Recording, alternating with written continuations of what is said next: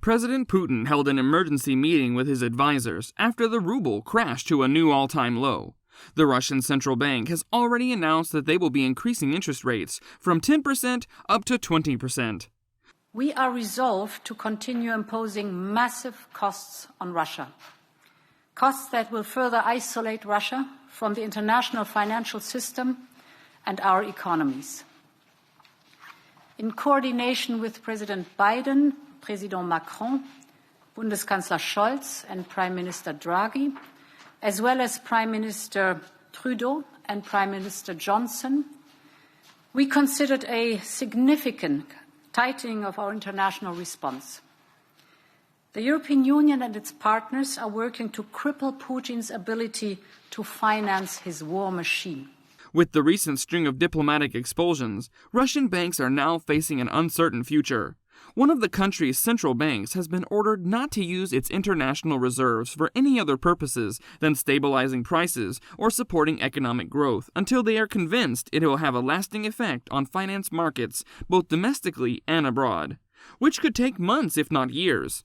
The latest barrage came Saturday when U.S. allies, European Union countries, along with Canada, announced they would expel some Russian organizations from SWIFT network that facilitates payments across borders, effectively cutting off all access points into Europe. Ursula von der Leyen, President of the European Commission, said in a statement that the measures would paralyze the assets of Russia's central bank. I will now propose to EU leaders the following measures. First, we commit to ensuring that a certain number of Russian banks are removed from SWIFT.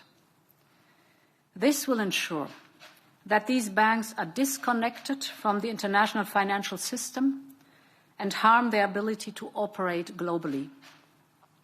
SWIFT is the world's dominant global interbank payment system. Cutting banks off will stop them from conducting most of their financial transactions worldwide and effectively block Russian exports and imports. Removing Russia entirely from SWIFT would make it much harder for financial institutions to send money in or out of the country, delivering a sudden shock to Russian companies and their foreign customers, especially buyers of oil and gas exports denominated in U.S. dollars.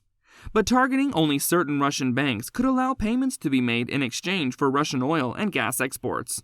The sanctions target Russia's domestic financial system, causing bank runs and forcing Russia's central bank to continue hiking rates and/or to use its foreign exchange reserves. Second, we will stop Putin from using his war chest. We will paralyze the assets of Russia's central bank. This will freeze its transactions, and it made it impossible for the central bank to liquidate assets. And finally, we will work to prohibit Russian oligarchs from using their financial assets on our markets. All of these measures will significantly harm Putin's ability to finance his war. And they will have an severely eroding impact on his economy.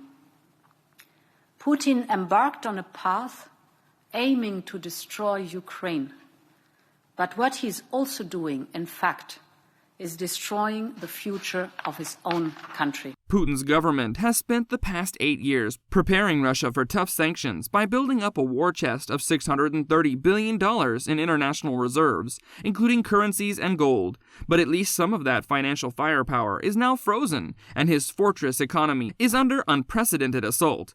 While building up a war chest, Putin's austere strategy has also limited economic growth, investment, and productivity, and prioritized state companies over private businesses. This move was likely spurred by the fact that previous restrictions proved to be not sufficient enough to deter Russia. As such, Western countries ultimately had to resort to banning several Russian banks from SWIFT. Notably, the network is used to facilitate transactions between over 11,000 financial institutions all over the world, except North Korea.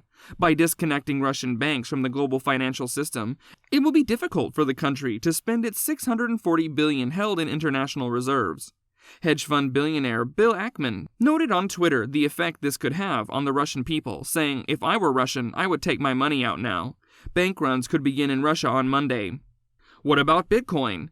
Naturally, such harsh restrictions could have disastrous effects on Russia's economy. At the same time, many analysts believe that Russia doesn't really have any effective alternatives, even though blockchain technology and cryptocurrencies, especially Bitcoin, can be seen as one of them. Due to its censorship-resistant, open, neutral, and permissionless nature, crypto can theoretically become a viable instrument that a country like Russia could use to evade sanctions.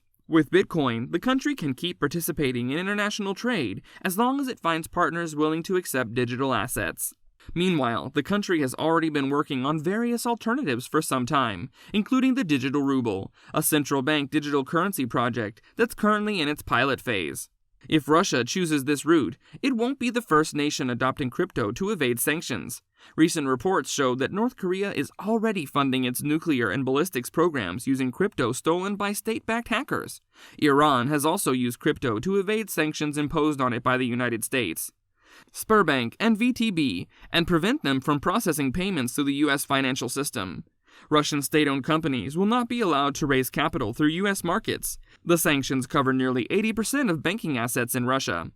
The United States is also trying to hobble Russian military and industrial companies by preventing them from buying critical technology such as advanced computer chips. Sberbank, SBRCY, shares, listed in London, fell by nearly 70%. Other Russian companies with foreign listings were also hammered. Gas giant Gazprom, GZPFY, dropped 37% in London trading. Shares in internet service provider Yandex, YNDX, were suspended from trade on Nasdaq, alongside 7 other Russian companies listed in New York. With Europe and the West doing their best to weaken Russia's economy to stop the war, what will happen to the state in the coming weeks? Let us know in the comments.